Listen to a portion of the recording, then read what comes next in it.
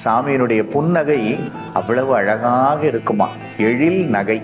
அதனாலதான் அவருக்கு வேற நகை தேவைப்படலை. நம்ம சுவாமி அபிஷேக பிரியர், பெருமாள் அலங்கார பிரியர்.